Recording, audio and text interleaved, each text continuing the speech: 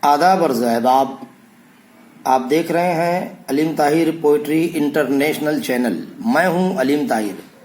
آج دیکھتے ہیں اردو یوک بھارتی 12ویں جماعت کی اس کتاب سے اضافی مطالعہ خاکہ نگاری۔ دیکھیے گا، خاکہ نگاری اردو کی ایک باضابطہ صنف ہے جس کی روایت بہت پرانی ہے۔ خاکہ نگار جب کسی شخصیت کو موضوع بناتا ہے تو اس شخص کے متعلق واقعات، سوانح، مشاہدات اور اپنے تاثرات کی مدد سے شخصیت کی جیتی جاگتی لفظی تصویر پیش کر دیتا ہے۔ پڑھنے والا اسے بیک وقت واقعے کے طور پر بھی پڑھتا ہے اور کہانی کے طور پر بھی۔ خاکے کی امتیازی خوبی یہ ہے کہ اس میں کسی شخص کی ظاہری اور باطنی کیفیات کو خاکہ نگار اپنے تاثرات کے ساتھ دلچسپ انداز میں بیان کرتا ہے۔ خاکہ اور سوانحی مضمون اس لحاظ سے مختلف ہیں کہ سوانح میں موضوع بننے والی شخصیت کے کارناموں کی تفصیل بیان کی جاتی ہے اور مصنف سے اس کی سند مانگی جا سکتی ہے۔ اس کے برعکس خاکے میں کسی شخص کو دیکھنے کا مصنف کا انداز اور اس کے ذاتی تاثرات و قیاسات کو اہمیت حاصل ہوتی ہے۔ خاکے کے لیے موضوع کی کوئی قید نہیں۔ خاکہ نگار اپنے مشاہدے میں آنے والے کسی بھی شخص کا خاکہ لکھ سکتا ہے۔ اردو میں ایسے بے شمار لوگوں کے خاکے لکھے گئے ہیں جو سماج اور ادب میں ممتاز حیثیت کے مالک تھے۔ ایسے لوگوں کے خاکے بھی اردو میں مشہور ہیں جو سماجی اعتبار سے بہت اہم نہیں تھے۔ مثلاً نام دیو مالی از عبدالحق اور کندن چپراسی از رشید احمد صدیقی۔ اردو میں خاکے کے ابتدائی نقوش محمد حسین آزاد کی آب حیات میں ملتے ہیں۔ اردو کے مشہور خاکہ نگاروں میں مرزا فرحت اللہ بیگ، مولوی عنایت اللہ دہلوی، میر ناصر علی، اشرف صبوحی، راشد الخیری، شاہد احمد دہلوی، خواجہ حسن نظامی، سعادت حسن منٹو، مالک رام، مجتبیٰ حسین، صالحہ عابد حسین وغیرہ اہم نام ہیں۔ درج ذیل خاکے کے ریاست مہاراشٹر کی ادبی اور علمی شخصیات کا ایک مختصر تعارف ہے۔ درج ذیل خاکے ریاست مہاراشٹر کی ادبی اور علمی شخصیات کا ایک مختصر تعارف ہے۔ یہاں روایت کے ارتقاء کی تفصیل نہیں ہے۔ صفحات کی مقررہ حد کے پیش نظر انتخاب ناگزیر تھا۔ ان خاکوں میں یہ امر ملحوظ رکھا گیا ہے کہ جو تحریریں شامل کی جائیں وہ خاکہ نگاری، مرقع نگاری، چہرہ نگاری کی اس تعریف سے قریب ہوں جس کی وضاحت خاکہ نگاری کے ضمن میں کی گئی ہے۔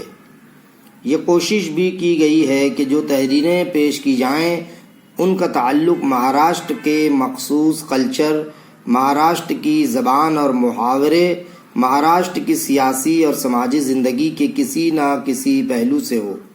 یہاں عوام اور خواص کی کوئی تفریق نہیں کی گئی ہے۔ لکھنے والا خاکہ نگار مہاراشٹر کا رہنے والا ہو یا اس نے مہاراشٹر میں مستقل سکونت اختیار کر لی ہو یا کم از کم 25-30 برسوں تک لگاتار مہاراشٹر میں رہا ہو۔ اس کتاب میں شامل تمام خاکوں کے موضوع ایسے افراد ہیں جو صفِ مرحومین میں شامل ہو چکے ہیں۔ زندہ شخصیات کے خاکے شامل نہیں کیے گئے ہیں۔ خاکے جس شکل میں موصول ہوئے تھے انہیں درسی کتاب کی ضرورت کے مطابق قطع و برید کے ساتھ شامل کیا جا رہا ہے۔ یہ 117 صفحہ نمبر پیج تھا۔ اب ہم دیکھتے ہیں دوسرے صفحے پر۔ دوسرے صفحے پہ ہم جاتے ہیں تو یہاں پر منٹو میرا دوست میرا دشمن، عصمت چغتائی کی تحریر کردہ اس خاکے کو عصمت چغتائی نے تحریر کیا ہے۔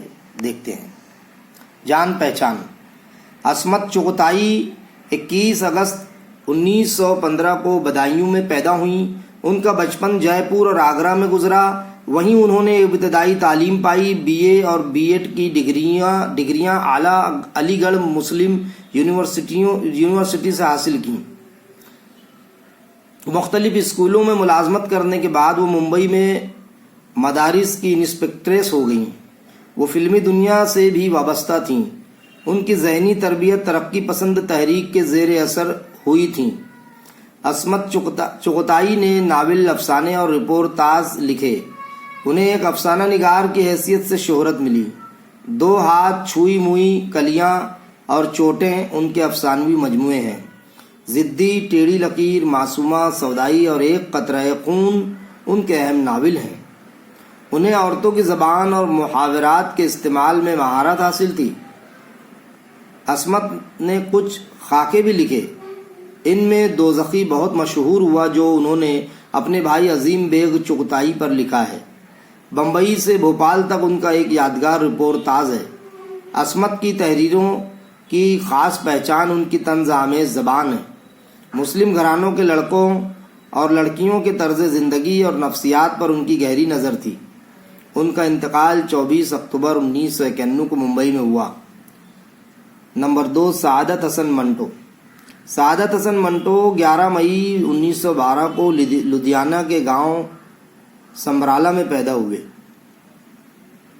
ابتدائی تعلیم امرتسر میں حاصل کی. اعلیٰ تعلیم کے لیے علی گڑھ گئے لیکن زیادہ دنوں تک تعلیم جاری نہ رکھ سکے اور جلد ہی ملازمت اختیار کر لی. اخبار مساوات، امرتسر اور 7 روزہ مصور ممبئی وغیرہ میں بھی ادارت کے فرائض انجام دیے. انہوں نے آل انڈیا ریڈیو کے لیے ریڈیائی ڈرامے اور فیچر بھی لکھے. بعد میں وہ ممبئی میں فلمی دنیا سے وابستہ ہو گئے. تقسیم وطن کے بعد انہوں نے لاہور میں سکونت اختیار کی اور 18 جنوری 1955 کو وہیں ان کا انتقال ہوا. منٹو اردو کے ایک بڑے افسانہ نگار ہیں.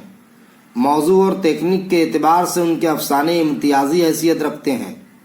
1936 میں ان کے افسانوں کا پہلا مجموعہ آتش پارے منظر عام پر آیا. بعد میں ان کے متعدد افسانوی مجموعے شائع ہوئے. نیا قانون، ٹھنڈا گوشت، کالی شلوار، ٹوباٹیک سنگھ، موزیل اور ہتک ان کے اہم اور مشہور افسانے ہیں. انہوں نے افسانوں کے علاوہ مضامین، خاکے اور کئی فلموں کے اسکرپٹ بھی لکھے. گنجے فرشتے ان کے خاکوں کا مجموعہ ہے. دیکھیے یہاں سے یہ شروع ہوتا ہے.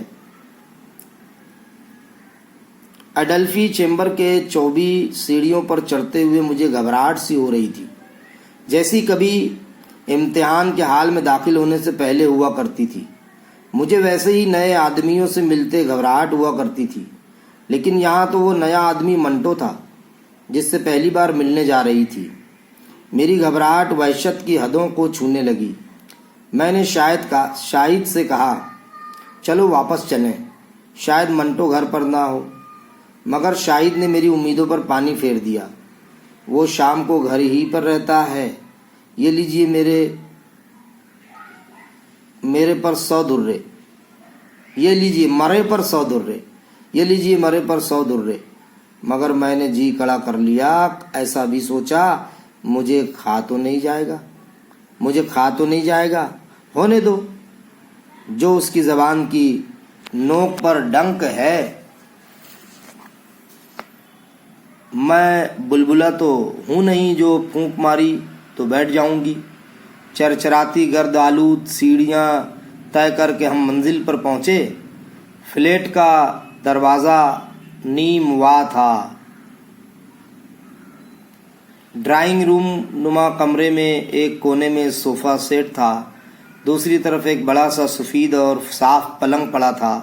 کھڑکی سے ملی ہوئی ایک لدی پھندی بڑی میز کے سامنے ایک بڑی سی کرسی میں ایک باریک مکوڑے کی شکل کا انسان اکڑو بیٹھا ہوا تھا. آئیے آئیے. بڑی خندہ پیشانی سے منٹو کھڑا ہو گیا.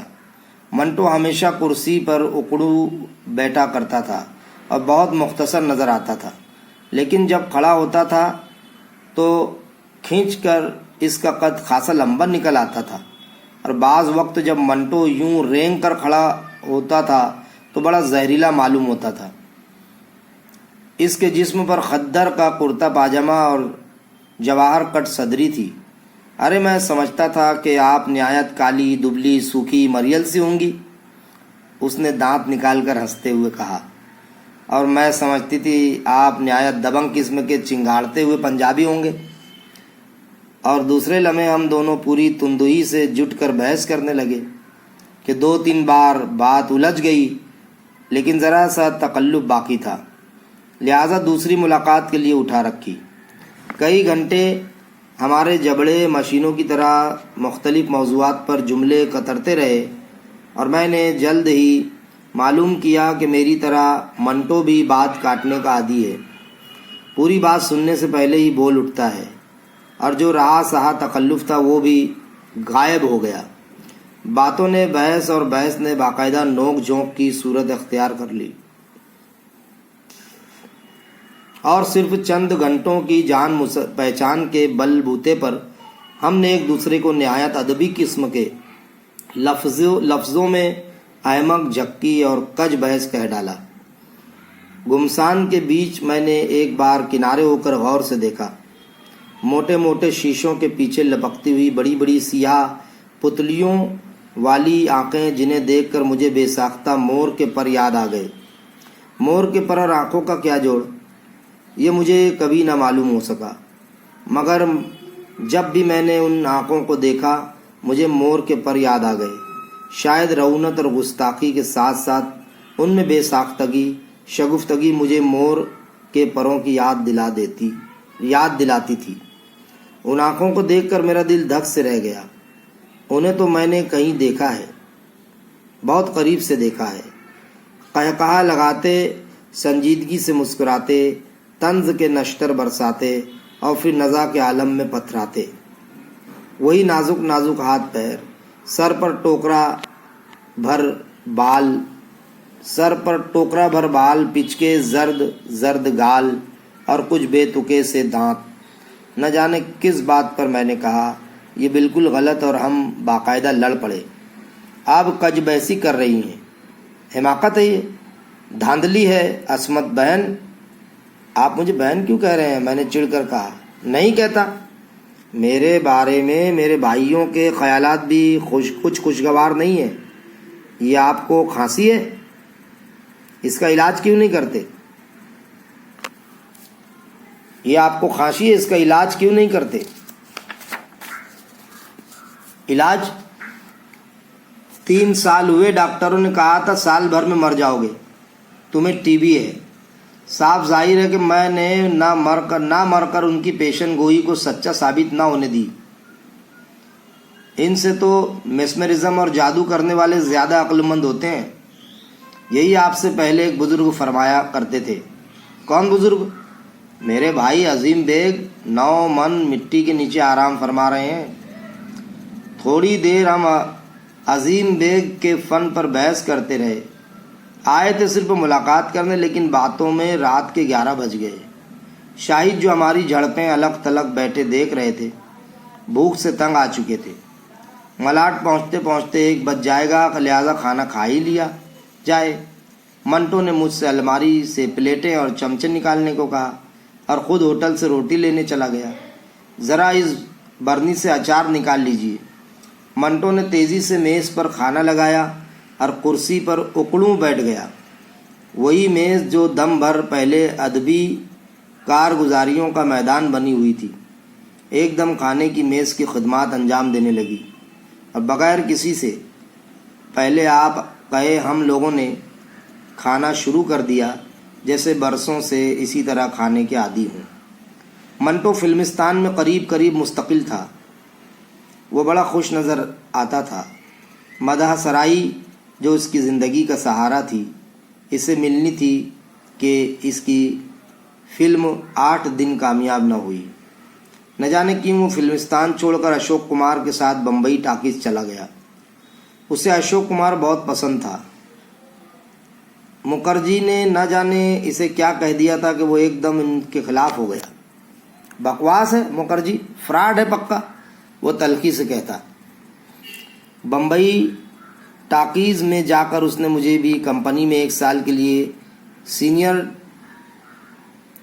سینئر یو ڈپارٹمنٹ میں کام دلوا دیا اور بہت ہی خوش ہوا۔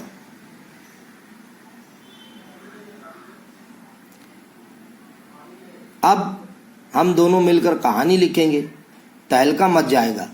میری اور آپ کی کہانی اشوک کمار ہیرو، بس پھر دیکھیے گا۔ مگر منٹو کی کہانی رہ گئی۔ منٹو دن بھر اپنے کمرے میں بیٹھا اپنی کہانی کی ادھیڑ بن کیا کرتا، کبھی انجام کو آغاز بنا کر لکھتا، کبھی آغاز کو انجام بنا کر، کبھی وسط سے شروع کر کے آغاز پر ختم کرتا اور وسط کو انجام بنا دیتا۔ باوجود ہزاروں آپریشنوں کے کہانی کی کوئی کل اشوک کمار کو پسند آئی، مگر منٹو یہی کہتا، آپ گنگولی کو نہیں سمجھتی، میں سمجھتا ہوں، وہ میری کہانی میں ضرور کام کرے گا۔ آپ کی کہانی میں اس کا رول رومانٹک نہیں، باپ کا ہے، وہ کبھی نہیں کرے گا۔ اور منٹو سے پھر لڑائی ہونے لگتی، مگر ادبی زبان سے۔ یہاں اپنی فکر پڑی تھی اور وہی ہوا کہ ضدی اور محل بن گئیں۔ منٹو کی کہانی رہ گئی۔ منٹو کو اس کی امید نہ تھی اور اسے بڑی ذلت محسوس ہوئی۔ وہ سب کچھ جھیل سکتا تھا، بے قدری نہیں جھیل سکتا تھا۔ ادھر ملک کے حالات بالکل ہی ابتر ہو گئے۔ اس کے بیوی بچے اسے پاکستان بلانے لگے۔ منٹو نے ہم سے بھی چلنے کو کہا۔ پاکستان میں حسین مستقبل ہے، وہاں ہم ہوں گے، بہت جلد ترقی کر جائیں گے۔ میرے جواب پر منٹو مجھ سے واقعی بددل ہو گیا۔ اتنی لڑائیاں اور جھگڑے میرے اس سے ہوئے، مگر وہ یوں کسی سنجیدہ اصول پر بحث نہیں ہوئی۔ اور اس وقت مجھے معلوم ہوا کہ منٹو کتنا بزدل ہے۔ کسی بھی قیمت پر وہ اپنی جان بچانے کو تیار ہے۔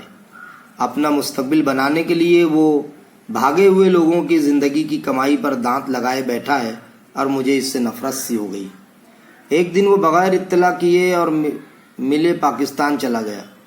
مجھے بڑی ہتک محسوس ہوئی۔ پھر جب اس کا خط آیا کہ وہ بہت خوش ہے، بہت عمدہ مکان ملا ہے، کشادہ اور خوبصورت قیمتی سامان سے آراستہ۔ ہمیں اس نے پھر بلایا تھا۔ ضدی ختم ہو گئی تھی اور ہم نے آرزو شروع کر دی تھی۔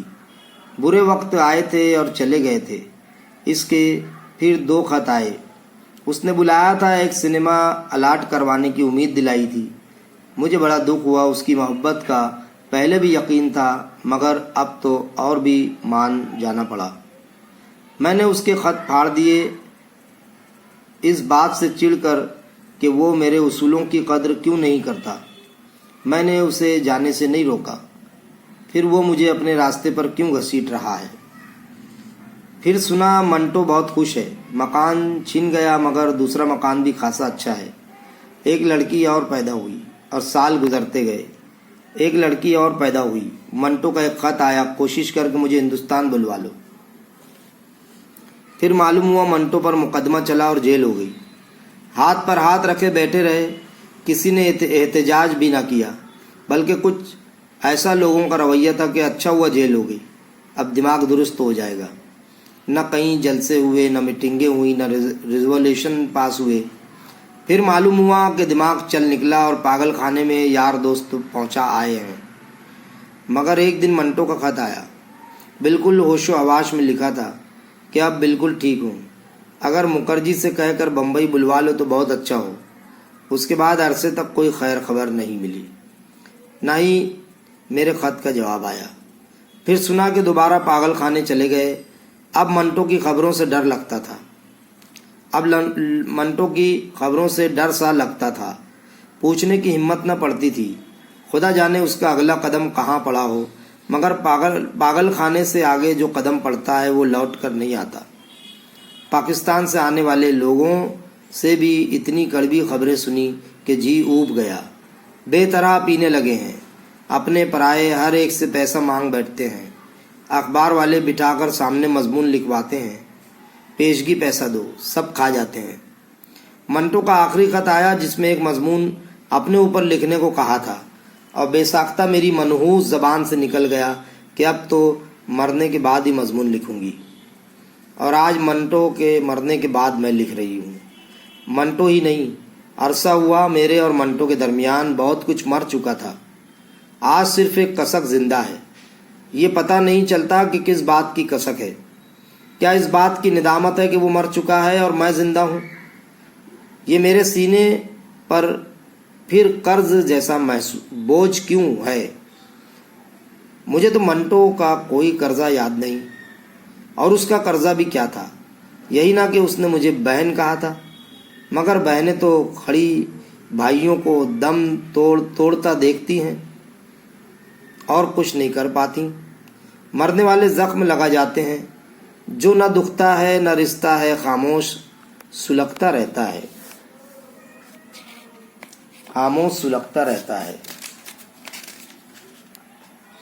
دیکھیے یہ سبق یہیں پر ختم ہوتا ہے۔ معنی و اشارات میں مسمرزم ایک علم جس کے ذریعے دوسروں کے خیالات پر قابو پایا جا سکتا ہے۔ ہتک بے عزتی مکھرجی، ششدھر مکھرجی جو اشوک کمار کے بہنوئی اور فلمستان کے مالک تھے۔ ریزولوشن قرارداد، ادھیڑ بن کشمکش تذبذب۔ مشقی سرگرمیاں بھی آسان سی ہے۔ خاکے پر مبنی سرگرمیاں، جان پہچان سے موضوع لفظ تلاش کر کے شبھ کی خاکہ مکمل کیجیے۔ تاریخ پیدائش، مقام پیدائش، عصمت چغتائی، ملازمت، تاریخ وفات۔ جان پہچان سے موضوع لفظ تلاش کر کے شبھ کی خاکہ مکمل کیجیے۔ عصمت چغتائی کی ناول کے چاروں نام۔ جان پہچان سے موضوع لفظ تلاش کر کے شبھ کی خاکہ مکمل کیجیے۔ تاریخ پیدائش، مقام پیدائش، سعادت حسن منٹو، تاریخ وفات اور مقام وفات۔ جان پہچان سے موضوع لفظ تلاش کر کے شبھ کی خاکہ مکمل کیجیے۔ منٹو کی تصانیف، ان کے نام لکھیے چاروں خانوں میں۔ ہدایات کے مطابق درج ذیل سرگرمیاں مکمل کیجیے۔ منٹو کو فلیٹ کی حالت کے بارے میں لکھیے۔ مصنفہ کے ذریعے بیان کیا گیا منٹو کا سراپا تحریر کیجیے۔ ڈاکٹروں سے متعلق منٹو کے خیالات قلم بند کیجیے۔ منٹو عصمت چغتائی اور اشوک کمار کا واقعہ بیان کیجیے۔ مصنفہ نے منٹو کی زندگی کے آخری ایام کا جو نقشہ کھینچا اسے لکھیے۔ درج ذیل جملوں کی استحسانی وضاحت کیجیے۔ شاید رعونت اور گستاخی کے ساتھ ساتھ ان میں بے ساختہ شگفتگی مجھے مور کے پروں کی یاد دلاتی ہی۔ نمبر 2، اس کا قرضہ بھی کیا تھا؟ یہی نہ کہ اس نے مجھے بہن کہا تھا۔ ہدایت کے مطابق درج ذیل قواعدی سرگرمیاں مکمل کیجیے۔ سبق سے محاورے تلاش کر کے ان کے معنی لکھیے، انہیں اپنے جملوں میں استعمال کیجیے۔ اب تک کے لیے صرف اتنا ہی۔ اب دیجیے اجازت علیم طاہر کو۔ پھر ملاقات ہوگی نئے پروگرام اور نئے کلام کے ساتھ۔ آداب عرض، جے ہند، جے بھارت۔